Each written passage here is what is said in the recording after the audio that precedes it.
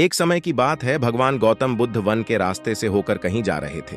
रास्ते में उन्हें एक व्यक्ति मिला जो एक गड्ढा खोद रहा था। गौतम बुद्ध वहीं पर थोड़ी देर विश्राम करने के लिए वृक्ष के नीचे बैठ गए और उस व्यक्ति को देखने लगे जो गड्ढा खोद रहा था।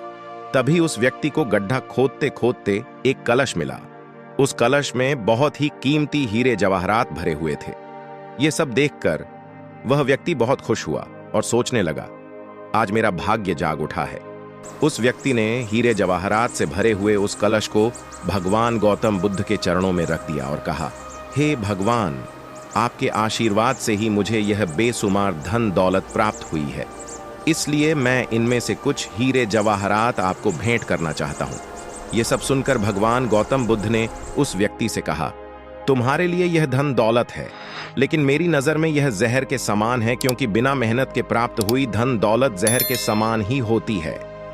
इतना सुनकर वह व्यक्ति गौतम बुद्ध से नाराज होकर उस कलश लेकर चला जाता है। उस व्यक्ति ने बाजार में सभी हीरे जवाहरात बेचकर बंगला, गाड़ी और बहुत सारी संपत्ति खरीद ली और गरीब से करोड़पति बन गया। थोड़े दिनों बाद किसी ईर्ष्यालु व्यक्ति ने राजा से उस व्यक्ति की शिकायत कर दी और बोला, महाराज, जमीन में दबा धन राजकोष का होता है, लेकिन उस व्यक्ति ने उस धन दौलत को अपने ऐशो आराम के लिए खर्च करके राजद्रोह किया है और ऐसा करना नियमों का उल्लंघन है।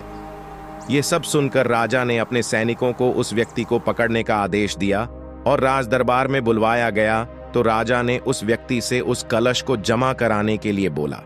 राजा के सामने आकर वह व्यक्ति घबरा गया और उसने सब कुछ उगल दिया कि मैंने सभी हीरे जवाहरात बाजार में बेचकर संपत्ति खरीद ली है।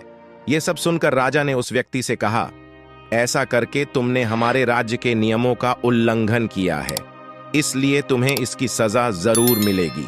और राजा के आदेश से उसे अपने परिवार सहित जेल में डाल दिया गया और उसकी सारी संपत्ति जब्त कर ली गई।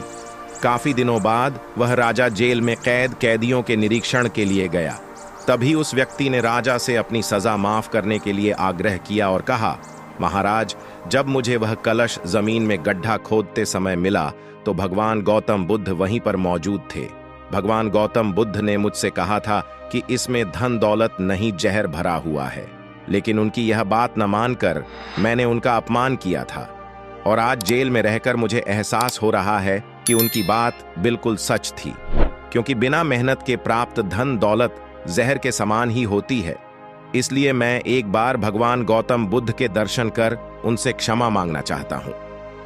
उस राजा ने भगवान बुद्ध को ससम्मान अपने राज्य में आमंत्रित किया और जेल से निकालकर उस व्यक्ति को भगवान बुद्ध के पास लाया गया। उस व्यक्ति ने भगवान बुद्ध के चरणों में बैठकर क्षमा मांगी तथा कहा, भगवान, आपकी बात बिल्कुल सत्य थी, क्योंकि कलश में सही में जहर भरा हुआ था, जिसने कारण मुझे अपने परिवार सहित जेल जाना पड़ा। भगवान गौतम बुद्ध के आदेश से राजा ने उस व्यक्ति को जेल से रिहा कर दिया। इसके बाद उस व्यक्ति ने उसी दिन से मेहनत से प्राप्त धन से अपना जीवन यापन शुरू कर दिया। सीख। दोस्तों, इस कहानी से हमें यह सीख मिलती है कि बिना मेहनत के हासिल हुआ धन हमें कभी खुशी नहीं दे सकता है, क्योंकि बिना परिश्रम के प्राप्त हुआ धन विष के समान होता है। परिश्रम से प्राप्त किया हुआ धन हमारे खून पसीने का धन होता है और उसकी कीमत हमें पता होती है, इसलिए हम उस धन को सोच समझकर खर्च करते हैं।